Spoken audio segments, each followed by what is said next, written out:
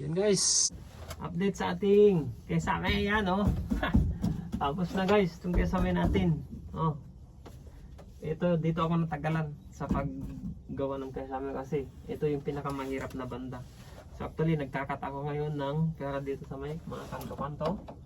Yan. Dito tapos na. So konting ano lang to, masilya na lang, ang kulang. Then so ito nagawa ko na yung kabitan ng ilaw natin LED. Sa palibot kasi yan guys, oh. Yan oh. O ganun. Dito. Ayan. So ayan guys, oh. Kita niyo naman. Oh. Yeah. Ang lamig guys. Ang sarap magtrabaho. Ayan guys. So matatapos na rin ang aking kesame. So grabe, ito yung pinakamahirap na banda guys. So actually, hindi pa siya tapos kasi kailangan pa natin i-masilya to.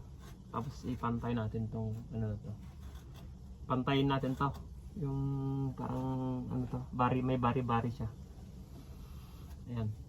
Pag natapos to, then dito na tayo sa side by side. Ito papakita ko sa inyo yung loob. Ayan guys. Yan ang itsura ng kesame niya guys. Ayos.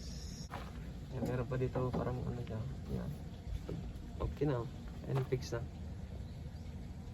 So fix ko muna to para mas maganda yung ano natin.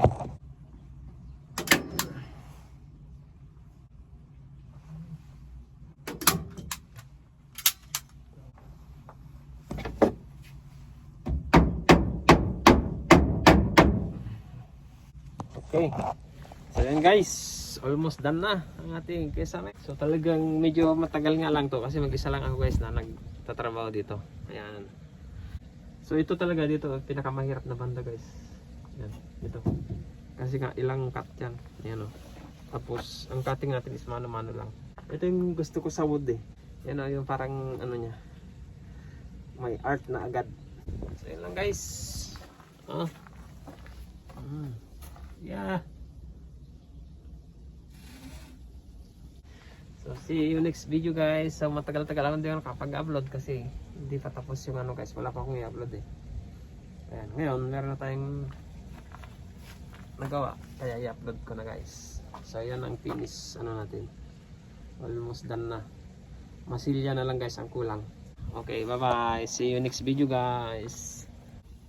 Tingnan nyo naman dito sa pwesto guys. Ang lawak, ang ganda magtrabaho. Ayan o.